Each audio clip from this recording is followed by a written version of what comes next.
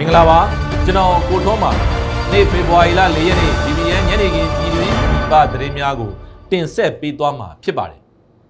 အရှိအလဲပိုင်းဒေသရှိမြန်မာနိုင်ငံသားများနဲ့ NUG နိုင်ငံသားရေးဝန်ကြီးတို့တွေ့ဆုံနေဆိုတဲ့သတင်းကိုတင်ဆက်ပေးသွားမှာဖြစ်ပါတယ်စီရေးပဋိပက္ခတွေဖြစ်ပွားနေတဲ့အရှိအလဲပိုင်းဒေသရှိမြန်မာနိုင်ငံသားတွေနဲ့မြို့သားညီညွတ်ရေးအစိုးရ NUG နိုင်ငံသားရေးဝန်ကြီးဒေါ်စင်မောင်တို့ကမတ်လ2ရက်နေ့မှာအွန်လိုင်းကနေတွေ့ဆုံပြီးအားပေးစကားပြောကြားခဲ့တယ်လို့ NUG နိုင်ငံသားရေးဝန်ကြီးဌာနကဒီကနေ့ထုတ်ပြန်ထားပါတယ်။တွေ့ဆုံပွဲမှာလက်တလောအရှိအလဲပိုင်းဒေသအတွင်းစစ်ရေးတင်းမာမှုတွေနဲ့လုံခြုံရေးအခြေအနေများကြုံတွေ့နေရတဲ့နိုင်ငံရေးခြားရောက်မြန်မာနိုင်ငံသားတွေရဲ့အခြေအနေများကိုရင်းနှီးပွင့်လင်းစွာဆွေးနွေးခဲ့ကြပြီးအားပေးစကားများပြောကြားခဲ့တယ်လို့သိရပါတယ်။ဒါ့အပြင်မြန်မာနိုင်ငံမှာဖြစ်ပွားနေတဲ့ຫນွေဦးတော်လှန်ရေးရဲ့လက်ရှိအောင်မြင်မှုတွေရင်ဆိုင်နေရတဲ့စိန်ခေါ်မှုတွေနဲ့အနာဂတ်ဆောင်ရွက်မဲ့လုပ်ငန်းစဉ်တွေပတ်သက်ပြီးတက်ရောက်လာသူတွေနဲ့အပြန်အလှန်ဆွေးနွေးဖလှယ်ခဲ့ကြတယ်လို့လည်းသိရပါတယ်။အဆိုပါအရှိအလဲပိုင်းဒေသရှိမြန်မာနိုင်ငံသားတွေနဲ့အွန်လိုင်းတွေ့ဆုံပွဲကိုမြို့သားညီညွတ်ရေးအစိုးရ NUG ရဲ့ချက်သမရနိုင်ငံကိုယ်စားလှယ်ဦးလင်းတန်လည်းတက်ရောက်ခဲ့တယ်လို့သိရပါတယ်။တရက်တည်းမှာပဲဂျပန်နိုင်ငံထက်လွတ်တော်အမတ်များရုံးမှပြုလုပ်ခဲ့တဲ့မြန်မာအရေးကြားနာပွဲမှာလည်း NUG နိုင်ငံသားရေးဝန်ကြီးဒေါ်စင်မောင်အောင်ကအွန်လိုင်းမှာတဆင့်တက်ရောက်ဆွေးနွေးခဲ့ပြီးမြန်မာပြည်တွင်းရှိပဂရီအခြေအနေများအားပေါ်လွင်စေတဲ့မှတ်တမ်းချို့ကိုပြသခဲ့တယ်လို့သိရပါတယ်။ဒီသတင်းကိုတော့ခက်စစ်ကပေးပို့ထားတာဖြစ်ပါတယ်။ဆက်လက်တင်ဆက်ပေးမယ့်သတင်းတစ်ပုဒ်ကတော့မန္တလေးတိုင်းကျောက်ဆည်ခရိုင်ကူမဲရဲစခန်းမှရဲတပ်သားတွေကိုရှေ့တန်းတွဲဘက်ပို့ပြီးရဲကြီးတောင်းတာတွေဝေကောက်ခံတာတွေကိုရဲသားတွေငါပြီးဆောင်ရွက်နေတယ်ဆိုတဲ့သတင်းကိုသတင်းတောက်မင်းတော်ကပေးပို့တင်ဆက်ထားတာဖြစ်ပါတယ်။မန္တလေးတိုင်းကျောက်ဆည်ခရိုင်ကူမဲနယ်မြေရဲစခန်းမှစခန်းမှုထုရဲမှုမင်းမဆွေဆိုသူကစခန်းရှိရဲအင်အားတွေထဲမှာ၎င်းလက်ဝှေ့ခံအချို့ကိုချန်လက်ထားပြီးကြံရဲများအားလုံးကိုရှေ့တန်းတွဲပတ်ပို့ထားတဲ့အပြင်လုပ်ငန်းရှင်တွေထံမှရဲကြီးတောင်းတာတွေပုံကားတွေထံမှငွေကောက်ခံရာတွေမှာလည်းရက်သားချိုငါးကလှုပ်ဆောင်နေတယ်လို့ကူမဲနယ်မြေရဲစခန်းနဲ့နီးစပ်သူသတင်းရင်းမြစ်တွေထံမှသိရပါတယ်။ကူမဲနယ်မြေရဲစခန်းဟာအာဏာသိမ်းပြီးနောက်ပိုင်းစစ်တပ်နဲ့ပေါင်းပြီးအချို့သောတော်လှန်ရေးအားကောင်းရာဒေသတွေမှာစစ်ကြောင်းထိုးတာတွေဂိတ်ထိုင်တာတွေလှုပ်ဆောင်နေရတာကြောင့်စခန်းမှုဖြစ်သူက၎င်းလက်ဝေခံရဲအချို့မှလွဲပြီးကြံရဲသားအကုန်လုံးကိုတွဲဘက်နေရာတွေစီပို့ဆောင်ထားတယ်လို့သိရပါတယ်။အဲဒီနောက်မြို့နယ်အတွင်းကလုပ်ငန်းရှင်တွေထံမှငွေတောင်းခံတာတွေနယ်မြေအတွင်းဖြတ်တန်းသွားတဲ့အသီးကားကုန်ကားတွေအားလုံးထံမှငွေကောက်ခံတာတွေကိုကြန့်ရှိနေတဲ့ရဲတွေနဲ့တွဲပြီးအပြင်ရက်သားတအူးလင်တရက်1000လုံးဖြင့်ငားရန်ခိုင်းစေနေတာတွေပြုလုပ်နေတယ်လို့ဆိုပါစကန်နဲ့နီးစပ်သူသတင်းပေးတအူးမှ BBM ကိုပြောပါတယ်။စကန်မှာသူ့လူတွေကလွယ်ပြီးကြံရဲကုန်အားလုံးကုန်တာပဲခုမှတင်တန်းဆင်းပြီးရောက်လာတဲ့အစ်စ်တွေလည်းမရဘူးလုံခြုံရေးတန်းထဲတယ်ပြီးရင်စကန်မှုကရက်သားတွေငါပြီးကားရီစီကပတ်စံကောက်တာတွေလုပ်တယ်ရင်းနဲ့အရက်သားများများနဲ့လုပ်တာသူ့ဝေစုရောမှာဆိုလို့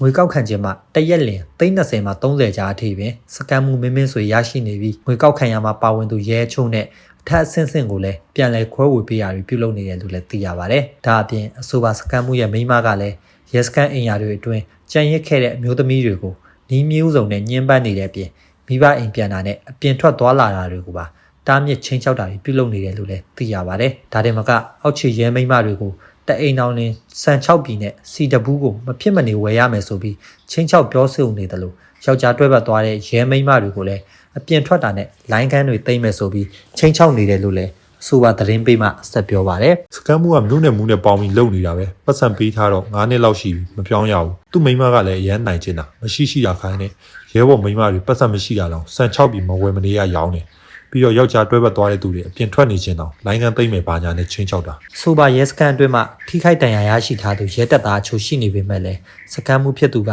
၎င်းနဲ့အဆင့်ပြေသူရဲများကိုနေရာမလဲပေးပဲထိခိုက်ဒဏ်ရာရသူရဲတပ်သားများကိုသာဆက်လက်ဆောင်ရွက်စေရာတွေပြုလုပ်နေရကြောင်းအောက်ခြေရဲတပ်သားတွေကြားမကြေလည်မှုတွေရှိနေတယ်လို့လည်းသိရပါတယ်။နောက်ထပ်သတင်းတစ်ပုဒ်အနေနဲ့ကမ္ဘာနိုင်ငံရေးအခြေအနေများကြောင့်လောင်စာစီချွေတရန်ပုဂ္ဂလိကရင်များကို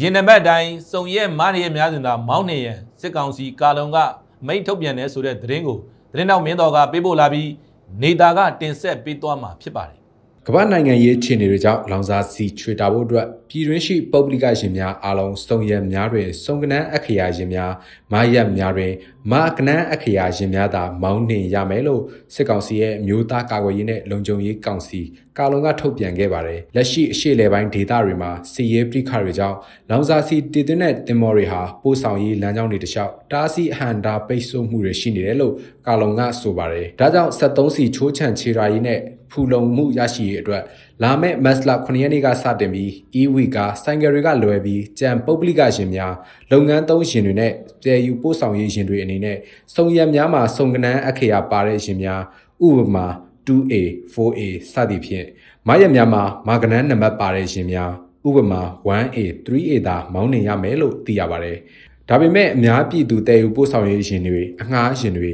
73စီတည်ယူပို့ဆောင်ရေးရှင်တွေစောက်လုပ်ရေးလုပ်ငန်းသုံးရှင်တွေကုန်စည်ပို့ဆောင်ရေးရှင်တွေလူနာတင်ရင်နိဗ္ဗာန်ရှင်တွေနဲ့စီပင်အမှိုက်သိမ်းရှင်တွေအနေနဲ့ကတော့ပုံမှန်အတိုင်းအသုံးပြုနိုင်တယ်လို့သိရပါတယ်။ဒါရင်က73စီလုပ်ငန်းရှင်တွေပြည်သူတွေအနေနဲ့73စီတွေကိုဝယ်ယူစုဆောင်းတာတွေဈေးနှုန်းမြင့်တင်တာတွေမပြုလုပ်ရန်နဲ့သတ်မှတ်ထားတဲ့စည်းကမ်းချက်တွေအားလုံးကိုနောက်ထပ်တစုံတရာထုတ်ပြန်မှုမလုပ်မချင်းအတည်ဖြစ်အောင်ဒါမကစည်းကမ်းချက်တွေကိုမလိုက်နိုင်ရင်တည်ဆဲဥပဒေနဲ့အရေးယူမယ်လို့လည်းစစ်ကောင်စီမြို့သားကာကွယ်ရေးနဲ့လုံခြုံရေးကောင်စီကကြေညာထားပါတယ်။ဆက်လက်တင်ဆက်ပေးမယ့်သတင်းတစ်ပုဒ်ကတော့မကွေးတိုင်းအောင်လံမြို့နယ်မှာစစ်ကောင်စီရဲ့လက်နက်ကြီးပစ်ခတ်မှုများကြောင့်စစ်ပေးချောင်3000ကျော်ဟာရေးပေါ်အကူအညီလိုအပ်နေတဲ့ဆိုတဲ့သတင်းကိုသတင်းတော်ကိုအိုက်ကပေးပို့လာပြီးရစ်ချက်ကတင်ဆက်ပေးသွားမှာဖြစ်ပါတယ်။မကွေးတိုင်းအောင်လံမြို့နယ်မှာစစ်ကောင်စီတပ်ရဲ့လက်နက်ကြီးပစ်ခတ်မှုကြောင့်ကျေးရွာ900မှာစစ်ဆောင်ပြည်သူ3000ကျော်ဟာရေးပေါ်အကူအညီလိုအပ်နေတယ်လို့စစ်ဆောင်တွေက PPN ကိုပြောပါတယ်။စစ်ကောင်စီတပ်ကမက်စလာ1ရက်နေ့ကနေစပြီးတော့အောင်လံမြို့နယ်ဒါဇန်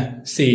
ကစုံအင်းစတဲ့ကျေးရွာနဲ့အနီးအနားကျေးရွာတွေကိုလက်နက်ကြီးနဲ့ပစ်ခတ်ခဲ့တာကြောင့်ဒေသခံပြည်သူတွေဘေးလွတ်ရာထွက်ပြေးတိမ်းရှောင်နေရတာပါ။လက်ရှိမှာစစ်ကောင်စီတပ်ရဲ့လက်နက်ကြီးပစ်ခတ်မှုတွေရှိနေသေးတယ်လို့ဒရုန်းတွေနဲ့ကင်းထောက်မှုတွေရှိနေသေးတာကြောင့်ထွက်ပြေးတိမ်းရှောင်နေတဲ့ဒေသခံပြည်သူတွေဟာနေရပြန်လာနိုင်တာမျိုးမရှိသေးဘူးလို့သိရပါတယ်။ရွာဘေးပတ်လည်တွေကိုစစ်ကောင်စီကလက်နက်ကြီးပစ်ခတ်မှုတွေရှိနေသေးတယ်။ drone တွေနဲ့ကင်းထောက်တယ်။ချိန်မီရေးစစ်ကြောင်းတွေလည်းထိုးနိုင်တဲ့အတွက်ဘယ်ချိန်မှာဘာဖြစ်မလဲဆိုတာမသိတာကြောင့်ရွာထဲမှုရသေးဘူး။ထွက်ပြေးတိမ်းရှောင်နေကြတဲ့ဒေသခံပြည်သူတွေဟာလူရည်ကာလဖြစ်တာကြောင့်တောက်ရည်အမိုးကာနေရာထိုင်ခင်းစေးဝါးတွေအပြင်စံစီစားစတဲ့အရေးပေါ်အကူအညီတွေလည်းလိုအပ်နေတယ်လို့သိရပါတယ်။နေရာဒီဆိုတော့အဓိကတောက်ရည်လိုတယ်။နေကမတ်ဆိုရင်နေပူတယ်။မိုးကခင်းလိုအပ်တယ်။နောက်ပြီးကလေးတွေပါတော့ကြောင့်စေးဝါးလည်းလိုတယ်ပေါ့။ရက်ကလည်းတဖြည်းဖြည်းကြာလာရင်စားနပ်ရိက္ခာတွေလည်းလိုအပ်လာတယ်။တချို့ကတခြားရွာတွေကအသီးတွေစီနေကြတယ်။အများစုကတောတောင်နဲ့ယာကုန်းတွေမှာတဲထိုးနေကြတာများပါတယ်။ပြီးခဲ့တဲ့မက်စလာ1ရက်နေ့ကမှန်ပြတောင်ပေါ်ရှိကာဘာဆခွန်ကလက်နက်ကြီး28ချက်ခန့်ပစ်ခတ်ခဲ့တာကြောင့်ဒါဇန်ရွာအတွင်းနှလုံးကြားရောက်ပေါက်ကွဲခဲ့ပြီးတော့နေ28လုံးဖုန်ကြီးဆုံးသားဆောင်တစ်ခုပျက်စီးသွားခဲ့ပါလေ။မက်စလာ2ရက်နေ့မှာလည်းဗိုလ်ကြီးတဒါနီအထိုင်ချထားတဲ့စစ်ကောင်စီတပ်ကလက်နက်ကြီး3ချက်ပစ်ခတ်ခဲ့ပါတယ်။ဒါအပြင်ကစုံရင်ကျေးရွာကိုမနေ့ကမက်စလာ3ရက်မနက်ပိုင်းမှာဒရုန်းနဲ့ကင်းထောက်ပြီးတော့လက်နက်ကြီး10လုံးခန့်ထပ်မံပစ်ခတ်ခဲ့ပါသေးတယ်။ကျွန်တော် Richard ပါ။နောက်ထပ်သတင်းတစ်ပုဒ်အနေနဲ့မကွေးတိုင်းပကုတ်ကူမြို့နယ်မှာစစ်ကောင်စီတပ်သားတွေကိုဒရုန်းနဲ့တိုက်ခိုက်ခဲ့ရာစစ်ကောင်စီတပ်သား3ဦးသေဆုံးခဲ့တယ်ဆိုတဲ့သတင်းကိုတင်ဆက်ပေးသွားမှာဖြစ်ပါတယ်။မကွေးတိုင်းပကုတ်ကူမြို့နယ်မှာစက်ကြီးကောက်နေတဲ့စစ်ကောင်စီတပ်သားတွေကိုဒေါ်လာရင်းအင်အားစုတွေကဒရုန်းနဲ့တိုက်ခိုက်ခဲ့ရာစစ်ကောင်စီတပ်သား3ဦးသေဆုံးပြီးတနက်တလက်သိမ်းဆဲရရှိခဲ့တယ်လို့ပကုတ်ကူခရိုင်လိုကယ်တရင်မှတာဝန်ရှိသူက BBN ကိုပြောပါတယ်။မက်စလာ2ရက်နေ့မှာကိုးပင်ကြေးရွာအနီးစက်ကြီးကောက်နေတဲ့စစ်ကောင်စီတပ်သားတွေကိုဒေသခံမဟာမိတ်တပ်ဖွဲ့တွေကဒရုန်းနဲ့ဘုံတိချတိုက်ခိုက်ခဲ့တာဖြစ်ပါတယ်။ကိုးပင်ရွာနီးမှာအမြဲလိုဂိတ်စစ်တယ်စကားစားတွေအထိုင်ဂိတ်တော့မဟုတ်ဘူးရှောင်းတကင်စစ်တဲ့နေရာပါလို့အဆိုပါတာဝန်ရှိသူကပြောပါတယ်တိုက်ခိုက်မှုတွင်စစ်ကောင်စီဘက်မှ3ဦးသေဆုံးပြီး2ဦးထိခိုက်ဒဏ်ရာရရှိခဲ့တဲ့အပြင် MA3 တနက်တလက်ကိုလည်းသိမ်းဆည်းရရှိခဲ့တယ်လို့ဆိုပါတယ်သေဆုံးမှုတွေကိုကင်းနောက်ဒရုန်းနဲ့ကြည်အတင်ပြုနိုင်တာပါစစ်ကောင်စီတပ်သားအများစုနားကိုတဲတဲ့ကြတာမျိုးပါအင်အား25-30ဝန်းကျင်ရှိပါတယ်ဒရုန်းနဲ့တိုက်ခိုက်မှုပြီးပြီးချင်းအလောင်းတွေကိုထိခိုက်ဒဏ်ရာရရှိသူတွေကကားပေါ်တင်ပြီးပခုတ်ကူမျိုးကိုပြန်ကြတာပါရဲဘော်တွေသွားတဲ့အချိန်မှာတနက်တွေကြံနေခဲ့တာကိုတွေ့ရှိခဲ့ပါတယ်လို့အဆိုပါတာဝန်ရှိသူမှဆက်ပြောပါတယ်အဆိုပါဒရုန်းတိုက်ခိုက်မှုကိုပခုတ်ကူခရိုင် local တရင်မြိုင်ပကဖ Burma Revolution Ranger Good Brother အဖွဲ့နဲ့မကွေး KG တို့ကပူးပေါင်းတိုက်ခိုက်ခဲ့တာဖြစ်တယ်လို့သိရပါတယ်ဒီသတင်းကိုတော့ခက်စစ်ကပေးပို့ထားတာဖြစ်ပါတယ်နောက်ထပ်တင်ဆက်ပေးမယ့်သတင်းတစ်ပုဒ်ကတော့နိုင်ငံတကာသတင်းအစီအစဉ်ပဲဖြစ်ပါတယ်ပြည်ထောင်နိုင်ငံကမြန်မာအာဖဂန်နစ္စတန်ကင်မရွန်နဲ့ဆူဒန်နိုင်ငံတွေကိုပညာသင်ခွင့်ဗီဇာထုတ်ပေးခြင်းကိုရပ်ဆိုင်းလိုက်တယ်ဆိုတဲ့သတင်းကိုသ